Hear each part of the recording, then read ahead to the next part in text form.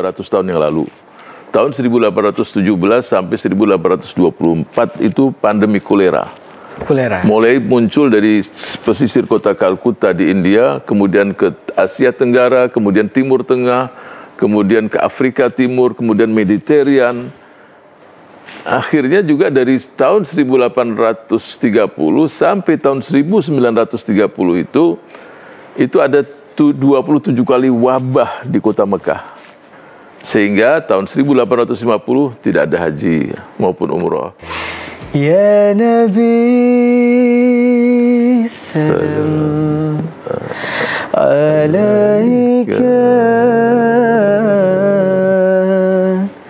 ya Rasul salam salam alaika ya Habib salam alaika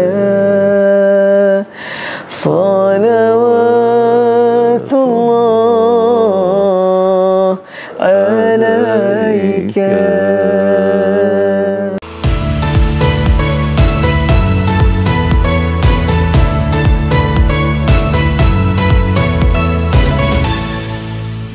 Ini ilmunya luar biasa hari ini nih. Baiklah, saya kira kita ke atas, insyaallah. Ke atas? Ya, kita lihat beberapa hal. Kita mau lihat album Dr. Habib Salim. Insyaallah. Kita lihat albumnya. Ya, Syakir, kita lihat ya. Bismillahirrahmanirrahim. Monggo Syakir.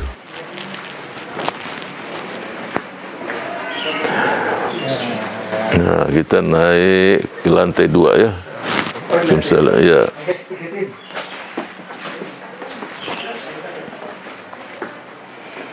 Ini ya, ini Syakir. Wah, ini banyak foto-foto di sini. Ini foto itulah apa aja? foto-foto khusus kita taruh di sini. Wah. Ini dengan Pak SBY. Wah, Masya Allah. Ini dalam rangka apa nih? Ini Lebaran kita. Oh ya, dulu open house dulu kan. Oh, ini open house semua dengan Pak SBY. Ini dengan Michelle. Ini istrinya Obama dengan istri ketemu. Wah, Masya Allah. Istrinya Obama, waduh, tingginya luar biasa. Itu di atas dengan Obama juga kita. Ini dengan Ibu Negara. Ibu Negara. Masya Allah. Ini kemudian, ini apa nih? Ini dengan Pak Jokowi. Oh, ini kapan, Pak? Ini waktu dia jadi gubernur. Oh. Dia silaturahim. Sebelum nyalonin jadi presiden? Belum. Karena saya terus terang secara pribadi dekat kan, sama-sama dari Solo. Masya Allah. Dan kementerian saya ini waktu itu pertama atau kedua yang dikunjungi oleh Pak Jokowi. Jadi kemudian di atas juga nggak ketebak ya politik tuh. Iya. Kemudian yang ini dengan almarhumah Ibu Ani dengan Pak SBY. Ya, Masya Allah. Itu. Jadi biasanya kalau begini setelah ada acara yang hostnya Kementerian Sosial, nah kita foto bersama. Oh, jadi secara pribadi juga sama Pak SBY sama Pak Jokowi dekat ya? Dekat Pak SBY karena saya juga duta besar 4 tahun, kemudian menteri 5 tahun, jadi dengan Pak SBY 9 tahun. Oh, sama jadi duta besar juga dulu, duta besar ke di Arab Saudi. Oh, ke Arab Saudi. Nggak pernah mengira ya Pak, dulu maksudnya ketika kuliah seorang anak yang dulu ke pelosok kemudian bisa bersama orang-orang di parlemen tinggi gitu, itu gimana ya, Pak? Jadi ada hal-hal dalam hidup ini di luar profesi kita. Ya, seperti saya menjadi ambasador duta besar. Biasanya kan karir itu. Ya, dari Kementerian Luar Negeri, Kementerian ini sampai ya pendidikannya pasti bidang luar. Jadi kalau dikatakan apakah pernah punya cita-cita jadi ambasador, ya nggak pernah. Nggak pernah. Tidak pernah, karena memang itu menjadi satu jabatan politis juga. Ketika di situ kita melihat ada manfaat yang baik buat kemaslahatan umat, ya kita maju gitu ya Pak. Betul. Jadi itu aja, kita di mana ditugaskan yang dampaknya besar untuk umat, kita harus siap. Rata-rata keluaran Arab yang di Madinah, Yaman misalnya kan, udah nggak usah ikut-ikutan politik kalau udah belajar agama, itu gimana tuh Pak? Saya pikir itu pemahaman yang sempit ya. Pemahaman yang sempit. Sebab politik itu jangankan yang tamatan dari luar negeri atau dari Timur Tengah, ibu rumah tangga pun dia setiap hari melakukan politik juga, siasatkan politik. Iya. Mensiasati anggaran dari suami yang pas-pasan, dia buat cukup sebulan. Nah, itu siasat. Politik itu jadi siasat ya. Ya, jadi kalau ada yang udah ngaji aja, doa aja, maksudnya beragama aja, nggak usah berpolitik. Nah, itu keliru. Kenapa? Ya? Karena kalau kita serahkan yang memimpin ini, mereka yang tidak paham tentang syariat, bagaimana berbangsa, bernegara, tentang syariat Allah, perintah-perintah Allah, dan ini ya bisa kacau balau. Tapi kalau muncul pemimpin-pemimpin yang punya nasionalisme yang tinggi, sangat religius, nah ini dampaknya besar untuk bangsa ini. Jadi kita harus tetap berpolitik. Kalau kita nggak mau memimpin orang-orang yang paham kemudian agama nasionalisme, kita akan dipimpin oleh orang-orang yang ini ya, kita akan dipimpin oleh orang-orang yang belum tentu paham agama atau paham ini. Makanya ya, kita nggak cukup paham agama, tapi kita juga perlu memimpin. Politik itu kan cuma judul aja Pak ya. Tapi sebenarnya di balik itu kita menjadi pemimpin bagi umat gitu. Iya, jadi kalau orang memang di bawah itu adalah tokoh besar yang punya umat, punya massa, yang memimpin juga, membawa. Contoh kita lihat Sayyidina Abu Bakar Siddiq. Dia lihat bagaimana Sayyidina Umar bin Khattab, Khulafa Rasyidun, Umar bin Abdul Aziz. Umar bin Abdul Aziz radhiyallahu anhu ketika memimpin tidak sampai 3 tahun makmur semuanya, coba. Itu. Jadi saya persilakan kita ngobrol sambil duduk. Kita duduk lagi nih. Tadi udah lihat album foto. Oh ya, berarti kita lepas ya. Selain jadi Kementerian Sosial juga sempat jadi ini ya, Duta Besar ke Arab Saudi ya? Betul. Tahun 2005 akhir itu saya diberikan amanah menjadi ambasador. Oh, nah ini ngelihat sekarang haji kemudian tertunda, kita nggak bisa melaksanakan ibadah haji. Ini kan udah tahun kedua ya kita nggak bisa melaksanakan ibadah haji. Kira-kira kenapa tuh Pak? Jadi saya ingin ceritakan masalah pandemi. Iya, duduk persoalan masalahnya dulu nih kan sebelum kita mau tahu nih. Apakah pernah terjadi model semacam ini? Haji ditutup, umroh ditutup, pernah? Oh, pernah. Jadi kita ini punya pandemi yang besar di dunia ini dimulai 5 abad sebelum Masehi. Jadi 5 abad sebelum Masehi itu sudah ada pandemi yang mendunia. Tapi saya ingin ceritakan yang terjadi 200 tahun yang lalu. Tahun 1817 sampai 1824 itu pandemi kolera. Mulai muncul dari pesisir kota Kalkuta di India, kemudian ke Asia Tenggara, kemudian Timur Tengah, kemudian ke Afrika Timur, kemudian Mediterranean. Akhirnya juga dari tahun 1830 sampai tahun 1930 itu ada 27 kali wabah di kota Mekah. Sehingga tahun 1850 tidak ada haji maupun umroh. Tahun 1866 tidak ada haji. Tahun 1880 sekian tidak ada haji. Jadi 3 kali pernah terjadi. Oh, pernah terjadi. Iya, kayaknya kan orang kaget banget loh, kok tiba-tiba ini kok mau kiamat nih jangan. Ya, jadi mungkin kita harus luruskan, jangan sampai di masyarakat ini terlalu berpikir ada konspirasi. Ini masalah pandemi. Masalah yang wabah yang bukan hanya di satu negara, ini sudah di dunia.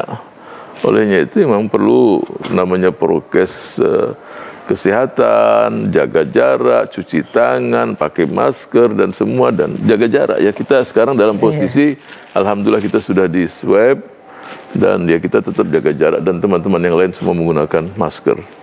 Tapi kan kemarin baru aja selesai Piala Euro tuh ya. Maksudnya kan kemarin yang banyak jadi perbincangan publik, apalagi di Indonesia ini yang muslimnya kuat ya. Kok maksudnya nonton bola stadion boleh rame tapi Ka'bah enggak, misalnya gitu. Itu menurut pandangan Dr. Salim gimana? Iya, mereka mungkin sudah divaksin semua ya. Sudah selesai vaksinnya mereka semua. Ya, jadi mereka ini memang 4-6 bulan yang lalu berat sekali di Amerika yang bergelimpangan banyak, tapi mereka aturan itu berjalan semua dan negara hadir. Nah itu, jadi di jalan-jalan pun yang saya dengar di Amerika itu di jalan-jalan di Pfizer orang vaksin. Jadi masyarakat pun kebersihan. Vietnam coba kita lihat sejak setahun setengah yang lalu dia udah hati-hati, sudah lockdown, sehingga dia menikmati sekarang. Olehnya itu kita telat start dong. Ya, jadi mudah-mudahan tidak ada yang terlambat, asal semuanya pun sadar, mulai orang nomor satu, pemimpin, tokoh, eksekutif, anggota dewan, masyarakat, semua pun kita harus tahu bahwa ini ya kita hadapi bersama. Tapi menurut pandangan dokter tadi, maksudnya dokter kan ya udah tadi teman-teman semuanya udah S3 juga di Madinah, pasti kan paham duduk persoalan ini. Nah, jadi gimana nasihat Dokter Salim tuh buat mereka-mereka yang mungkin jadi ketunda hajinya? Ya, jadi nasihatnya apa? Sabar, namanya haji itu adalah panggilan Allah Subhanahu wa taala. Kalau berangkat sudah jadi tamu Allah. Iya. Itu harus diyakini benar. Dan sudah mendaftar dengan uang dan kesehatan juga cukup, tapi ada masalah begini harus kita ikuti aja. Kita ikuti insya Allah. Namanya kalau sudah panggilan Allah itu akan datang, pasti biiznillah akan berangkat melaksanakan ibadah haji. Solusinya supaya dapat pahala haji, kan ingin pahala. Iya, gimana bisa nggak tetap dapat pahala haji? Itu. Wah, ini mahal nih, tetap dapat pahala haji walaupun jadi walaupun di rumah. Walaupun di rumah. Walaupun di rumah. Bagaimana dapat pahala haji? Apalagi tambah umroh kan? Iya. Jadi ada sebuah hadis menjelaskan kalau seseorang sholat subuh di masjid, mudah-mudahan masjid kondisinya aman-aman, tidak ada sesuatu, biiznillah. Ya, kalaupun kondisinya wabah, mau nggak mau dia sholat di rumah, sholat subuh jangan tidur, udah itu aja. Sampai terbit fajar. Sampai terbit dan sholat duha. Pahalanya haji umroh tamah, sempurna. Wah. Ustadz, apa betul ada hadisnya? Ada hadisnya. Nah. Jadi bukan hanya haji saya dapat pahala haji, dapat pahala umrah. Cuma siapa yang siap untuk itu? Orang habis sholat sudah dia tidur, mainan ke sana, buka HP. Coba habis sholat subuh, kemudian berzikir sampai sholat duha, 2 rakaat aja duhanya. Iya kan, dari subuh ke fajar kalau nggak salah cuma setengah jam, satu jam lah. 1 jam. Jadi kalau kita di Jakarta ini sholat duhanya 6.30. Jangan kan habis subuh nggak tidur, subuh aja lewat juga. Iya, kadang. Nah makanya kalau mau haji, dapat pahala haji. Jadi kan Allah nih Rohim ya. Jadi tadi saya katakan, dengan hanya membantu membawa 1 piring makanan, dengan ini dapat pahalanya. Jadi jangan kita terus nggak punya harapan. Ketika ini tertutup Allah berikan ini, ketika ini tertutup. Jadi banyak peluang-peluang yang Allah berikan untuk kita semua. Ayo anak muda bangkit, ayo berikan semangat. Jadi maha adilnya Allah ya Pak. Allah memang melaksanakan haji itu cuma di Mekah, tapi pahalanya haji itu ada di mana-mana. Bahkan bisa dari rumah kita tadi salat subuh sampai fajar, zikir, baca Quran, salawat, sampai syuruk ya, sampai duha, sampai waktu duha, terbit matahari, kemudian 15 menit lah dari syuruk atau 20 menit sudah sholat duha. Itu dapat pahala haji dan umrah. Sempurna. Orang kalau udah dapat pahala haji udah pasti masuk surga. Insya Allah. Jadi Allah Karim, Allah Maha Pemurah. Jadi hidup ini bagaimana kita membuat orang lain itu yang pikiran susah dia tersenyum, itu besar sekali pahalanya. Jadi nggak mesti harus kita siapkan uang. Menjembatani antara si kaya dan si miskin itu udah luar biasa. Dan itu saya temui ketika saya jadi Menteri Sosial. Orang yang pas-pasan. Di desa itu tidak seorang pun yang susah kecuali dia menyelesaikan masalahnya. Ibu-ibu yang melahirkan dia siapkan mobil. Dari mana dia? Dia hubungin orang-orang kaya karena orang percaya sama dia. Dan kalau anak-anak muda ini kan mampu melakukan itu. Kondisi pandemi dia udah data. Di RT ini, RW ini ada 10 keluarga yang sangat miskin. Didatengin aja orang-orang yang kaya. Pak, bisa nggak setiap hari nyiapkan 3 piring? Nyiapkan 1 keluarga. Semua juga siap. Cuma siapa yang menjembatani? Anak muda. Ya kan nggak punya apa-apa dia. Tapi dia kumpulkan pahala. Tapi kan tenaga dan otaknya masih maksimal anak muda. Masih, dan jadi itu yang dipakai. Dan dia berbuat dengan semangat. Ini harus kita bangkitkan semangat anak-anak muda tadi.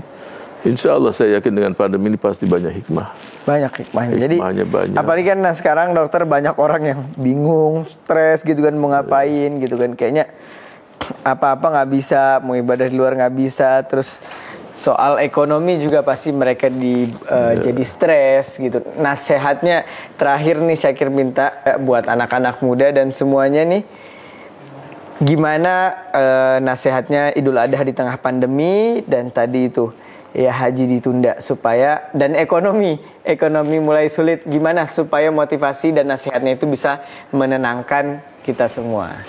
Yang pertama, yang paling bertanggung jawab dari semua adalah pemimpin-pemimpin bangsa ini. Harus membuktikan bahwa mereka sanggup untuk melakukan itu semua. Walaupun kita paham kondisi pemerintah, keuangan sangat sulit. Tapi trust tadi penting, kepercayaan tadi penting dibangun. Nah, setelah itu seluruh anak bangsa bergandengan tangan, memuai kesepakatan bersama. Jadi yang tidak haji pun berbaik sangka, ini intinya. Berbaik sangka pada Allah Subhanahu wa taala. Kita belajar dari Nabi Ibrahim alaihissalam. Umur 86 tahun baru punya anak, coba. Jadi sebagian kita nggak tahu berapa usia Nabi Ibrahim. 86 tahun baru punya anak Ismail. 99 tahun baru punya anak Ishak. Baru punya anak Ismail, masih senang, masih ini disuruh dibunuh anaknya, disembelih. Dia husnudzon sama Allah, dia siap. Yang lebih hebat, Ismailnya pun siap. Nah, ini pendidikan untuk kita semua. Bagaimana Nabi Ibrahim itu mengajak Ismail untuk komunikasi. Jadi kalau anak sudah mulai tumbuh belasan tahun, jangan main perintah. Wahai anandaku, aku diperintahkan oleh Allah untuk menyembelihmu. Bagaimana pendapatmu? Apa jawaban si anak? Laksanakan wahai ayah. Mudah-mudahan aku tergolong mereka-mereka yang sabar. Jadi orang-orang tua dalam kondisi pandemi ini, anak jangan hanya perintah. Kalau anak sudah kelas 3 SMP, SMA, diajak. Supaya anak itu di rumah itu, anak-anak muda ini, kelompok milenial Z ini, dia merasa aku ini diposisikan di rumah. Dimintain pendapatnya, didengar pendapatnya, ya kan? Pertanyaannya, siapa yang hebat? Ismail atau Ibrahim?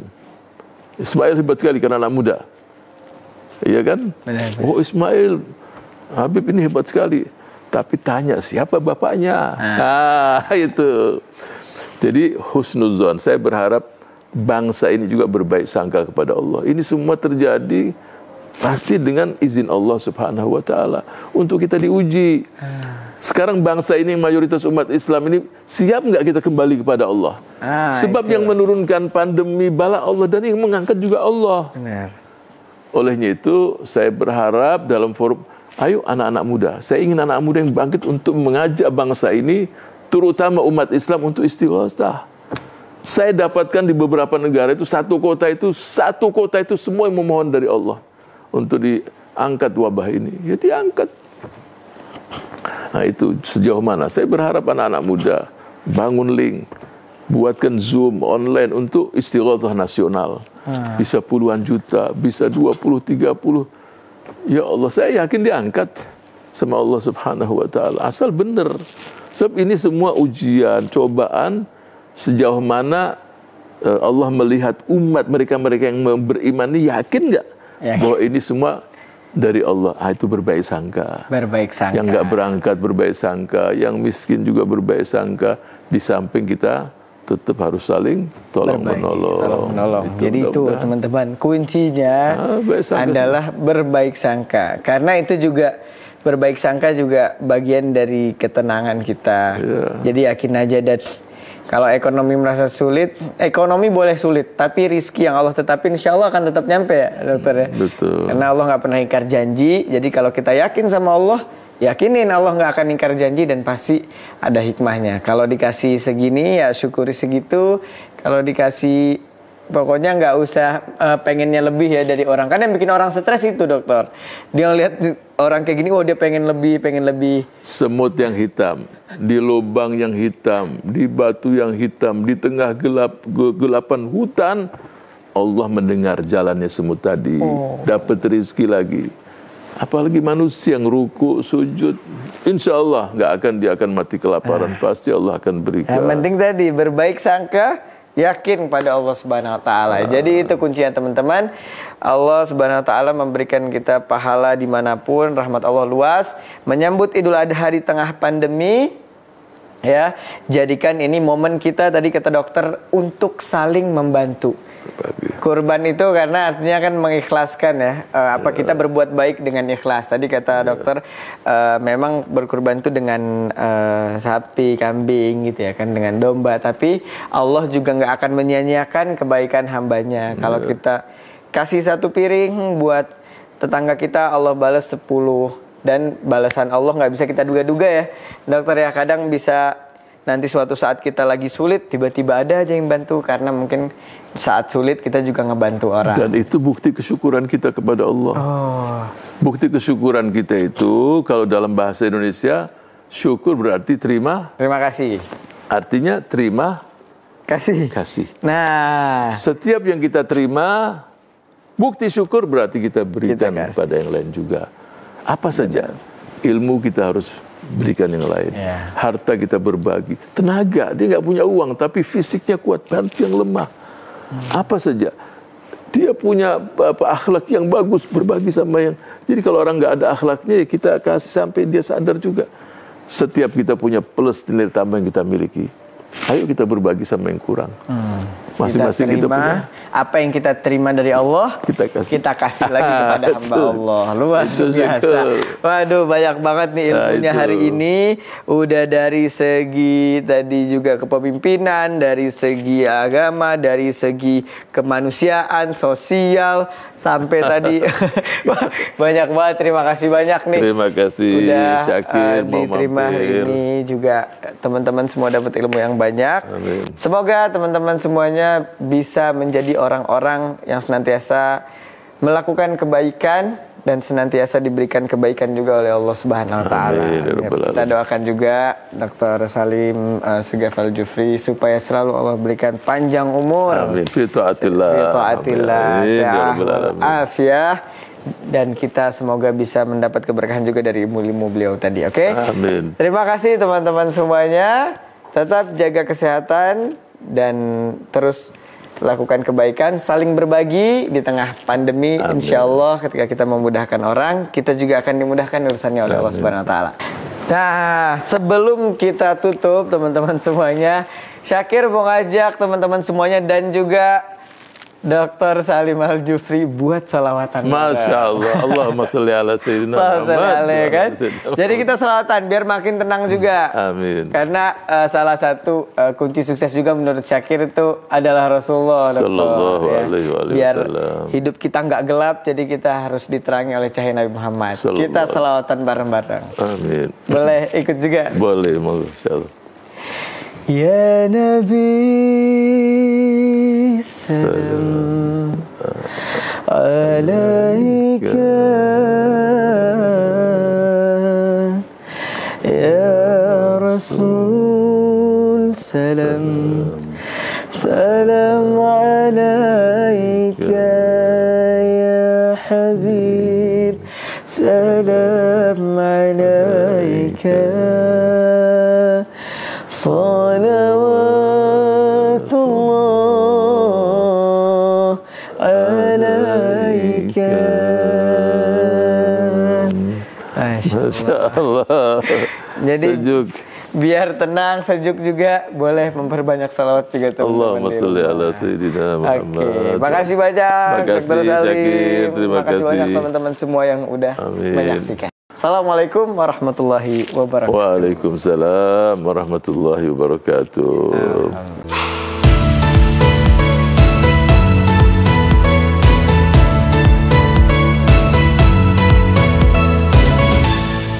PKS, Pelayan Rakyat.